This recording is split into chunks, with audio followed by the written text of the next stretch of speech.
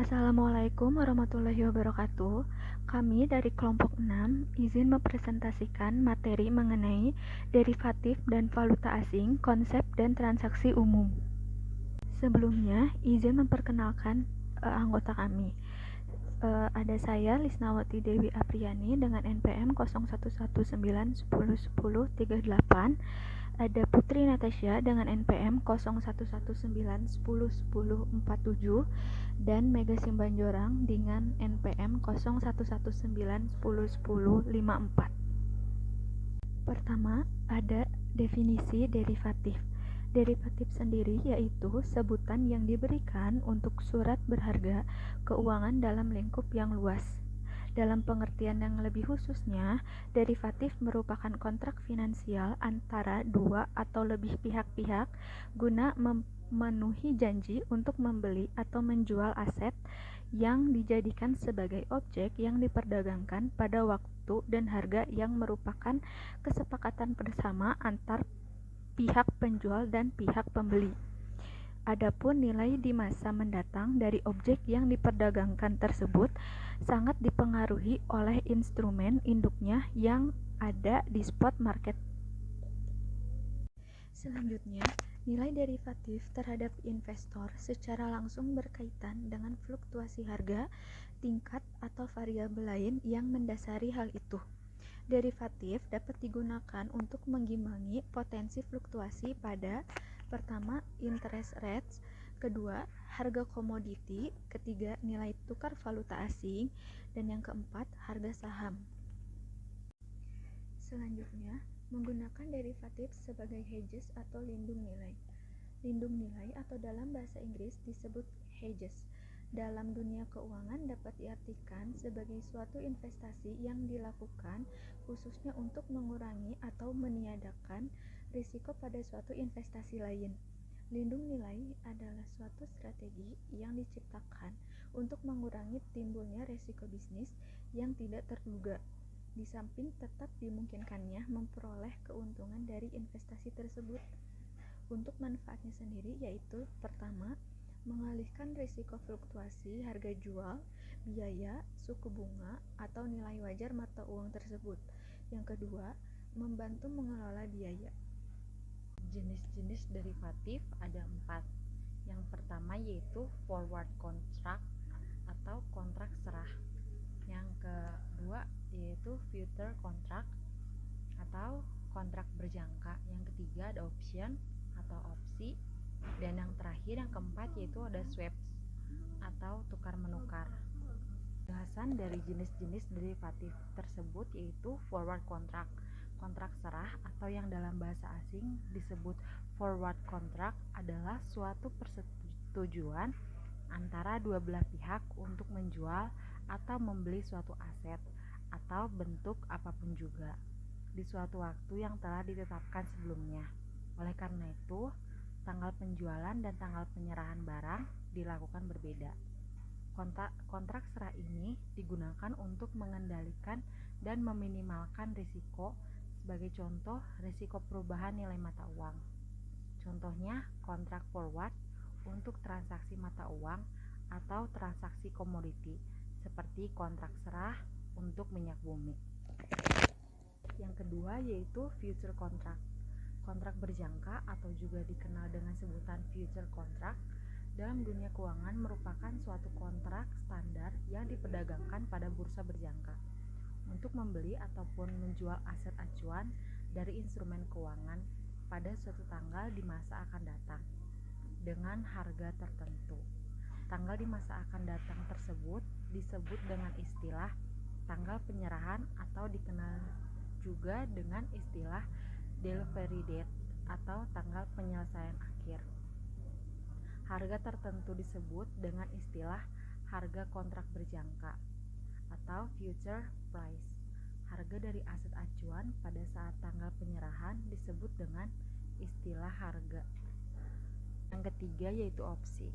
Opsi dalam dunia pasar modal adalah suatu hak yang didasarkan pada suatu perjanjian untuk membeli atau menjual suatu komoditi surat berharga keuangan atau suatu mata uang asing pada suatu tingkat harga yang telah disetujui atau ditetapkan di muka pada setiap waktu dalam masa kontrak.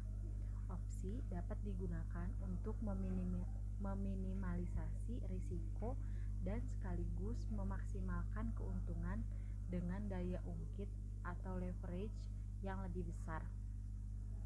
Opsi dibagi menjadi dua, yaitu opsi beli atau yang lebih dikenal dengan istilah call option adalah suatu hak untuk membeli sebuah aset pada harga kesepakatan atau strike price dan dalam jangka waktu tertentu yang disepakati. Macam yang keduanya yaitu opsi jual atau yang lebih dikenal dengan istilah put option adalah suatu hal untuk menjual sebuah aset pada harga kesepakatan atau strike price dan dalam jangka waktu tertentu yang disepakati. Terakhir yaitu penjelasan tentang swaps atau tukar-menukar. Tukar-menukar atau yang lebih dikenal sebagai swap dalam dunia keuangan merupakan suatu instrumen derivatif di mana terdapat dua pihak saling mempertukarkan suatu aliran arus kas dengan aliran arus kas lainnya. Aliran ini disebut kaki dari swap. Nilai swap ini adalah dihitung berdasarkan suatu nilai absolut atau national amount, yaitu suatu nominal yang digunakan untuk menghitung pembayaran terhadap suatu swap dan produk manajemen risiko lainnya.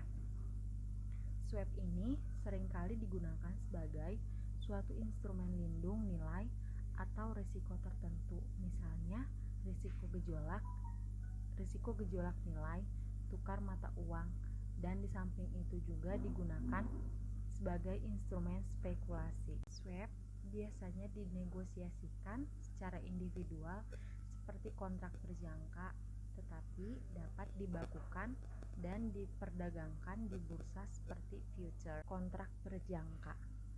Sam memutuskan untuk menjual produksinya di masa depan dengan memasukkan ke dalam kontrak forward dengan Iren untuk pengiriman dari 10.000 item dalam 1 tahun dengan harga $10 per item. Dengan demikian, Sam telah menetapkan harga jual mereka terlepas dari pasar, dan Iren telah terkunci dalam harga pembeliannya. Sam berisiko kehilangan pendapatan potensial jika harga pasar untuk barang-barang meningkat di tahun depan. Iren berisiko kehilangan potensi penghematan jika harga pasar untuk barang-barang menurun di tahun berikutnya. Dampak dari kontrak berjangka: jika biaya tetap Sam adalah $50.000 dan biaya variabel adalah $3 per unit, Sam akan mengunci keuntungan sebesar $20.000. Dalam artian, $100.000 pendapatan kurang, $50.000 biaya tetap kurang, $30.000 biaya variabel. Yang kedua, jika harga pasar untuk barang meningkat, Sam tidak dapat menjual pada harga pasar yang lebih tinggi dengan Iren, atau hanya menjual barang-barang ke Iren dengan harga kontrak. Dengan begitu, Sam memiliki keuntungan sebesar $20.000. Selanjutnya mengenai penukaran mata uang asing. Measurement currency dan denominasi. Pengukuran dalam mata uang atau measurement currency. Pertama, dicatat dalam catatan keuangan sesuai nilai mata uang yang digunakan. Kedua, denominasi mata uang, yaitu membutuhkan settlement atau pembayaran atau penerimaan mengenai mata uang yang digunakan. Ketiga, untuk perusahaan AS. Pertama, US dollar adalah measurement currency. Kedua, hutang dan piutang dapat didenominasi dalam mata uang dolar AS atau mata uang lainnya. Quoting exchange rates. Pertama, kuotasi langsung atau nilai mata uang per satu mata uang lain. Penjelasannya, 1,60 US dollar untuk 1 pound British. Kedua, kuotasi tidak langsung atau nilai mata uang lain per satu mata uang. Penjelasannya, 0,625 pound Inggris untuk 1 dolar AS. Ketiga, direct and indirect quotes sifatnya berlawanan. Penjelasannya, 1 pound British per 1,60 dolar AS menghasilkan 0,625 pound British. Kedua, 1 dolar per 0,625 pound British menghasilkan 1,60 dolar AS. Menetapkan nilai tukar. Nilai tukar dapat ditetapkan oleh pemerintah atau diizinkan untuk berfluktuasi mengambang dengan perubahan di pasar mata uang. Nilai tukar terbagi menjadi 3, yaitu kurs tetap atau fix, nilai tukar yang ditetapkan oleh pemerintah dan tidak berfluktuasi dengan perubahan di pasar mata uang dunia. Kedua, kurs bebas atau floating. Kurs mencerminkan harga pasar berfluktuasi untuk mata uang berdasarkan penawaran dan permintaan dari faktor-faktor lain di pasar nyata uang dunia. Dan yang ketiga, kurs tetap dan beragam. Bila kurs bersifat tetap, pemerintah dapat menetapkan kurs yang berbeda untuk jenis transaksi tertentu. Macam-macam exchange. Yang pertama, spot rate, yaitu kurs untuk transaksi penukaran valuta yang akan terjadi segera. Kedua, current rate, yaitu kurs pada tanggal neraca atau kurs pada saat transaksi terjadi. Yang ketiga yaitu historical rate, yaitu kurs yang digunakan spesifik saat transaksi atau kejadian berlangsung. Selanjutnya mengenai penjualan dan pembelian dalam mata uang asing. Selanjutnya membahas denominasi mata uang. Mata uang fungsional suatu entitas adalah mata uang yang digunakan dalam lingkungan utama kegiatan usahanya, yaitu mata uang utama yang diterima atau dibayarkan untuk menyelesaikan suatu transaksi. Selanjutnya, transaksi dalam valuta asing adalah transaksi yang dinyatakan atau didenominasi dalam mata uang lain selain mata uang fungsional suatu entitas. Risiko nilai tukar. Risiko nilai tukar adalah risiko bahwa mata uang fungsional dan mata uang yang digunakan dalam transaksi akan berubah nilainya dibandingkan satu sama lain, dan akibatnya perusahaan akan kehilangan uang. Selanjutnya mengenai pencatatan transaksi mata uang asing. Penjualan dalam valuta asing. Penjualan secara kredit dalam valuta asing dapat menimbulkan resiko.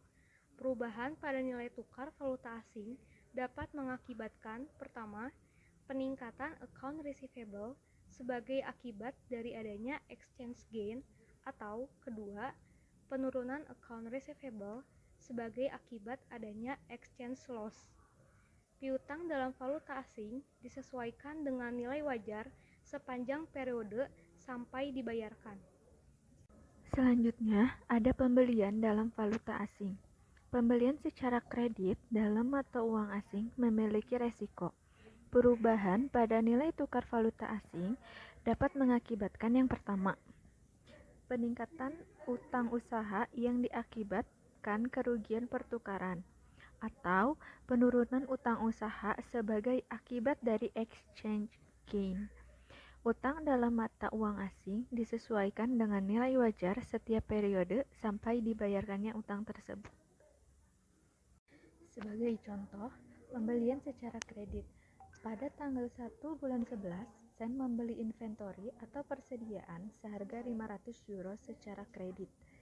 Sam membayar barang tersebut pada tanggal 30 Januari. Tercatat sebagai berikut. Tanggal 1 bulan 11, spot rate sebesar 1,35 dolar. Untuk akun payable-nya sebesar 675 dolar.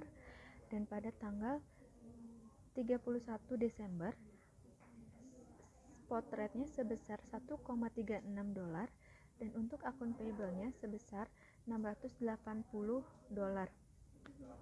dan tercatat gain atau loss-nya sebesar $5 dari $680 dikurangi $675. Dan tanggal 30 Januari spot rate sebesar $1,38 dan untuk akun payable-nya sebesar $690 dan untuk gain atau loss-nya sebesar 10 dari pengurangan sebesar 690 dikurangi $680. Selanjutnya, pembelian secara kredit untuk jurnalnya ada tanggal 1 bulan 11 tercatat inventory, debit dan kreditnya akun payable senilai $675.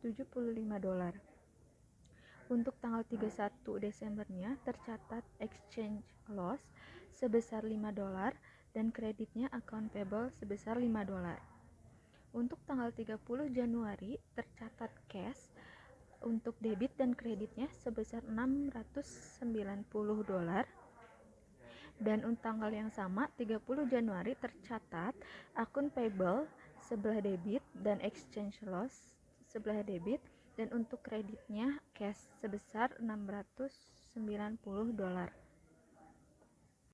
Selanjutnya ada contoh untuk jurnal penjualan secara kredit. Pada tanggal 1 bulan 11 saya menjual barang dagangan seharga 500 secara kredit. Pelanggan akan membayar pada tanggal 30 Januari dan uangnya akan dikonversi pada tanggal tersebut. Tercatat sebagai berikut. Untuk datanya sama seperti pada pembelian secara kredit. Dan untuk jurnalnya tercatat tanggal 1 bulan 11 debit ada akun receivable dan kredit ada sales sebesar $675. Untuk tanggal 31 Desember tercatat debit akun receivable dan kredit exchange gain sebesar $5. Untuk tanggal 30 bulan 1 tercatat cash sebelah debit dan untuk kreditnya akun receivable dan exchange rate. Untuk cashnya sebesar $690, untuk akun receivable sebesar $680 dan untuk exchange gain-nya sebesar $10. Dan untuk jurnal terakhir tanggal 30 Januari ada cash sebesar $690. Sekian presentasi dari kelompok 6 tentang derivatif dan valuta asing dengan konsep dan transaksi umum. Mohon maaf bila ada kesalahan dan kekurangan. Wassalamualaikum warahmatullahi wabarakatuh.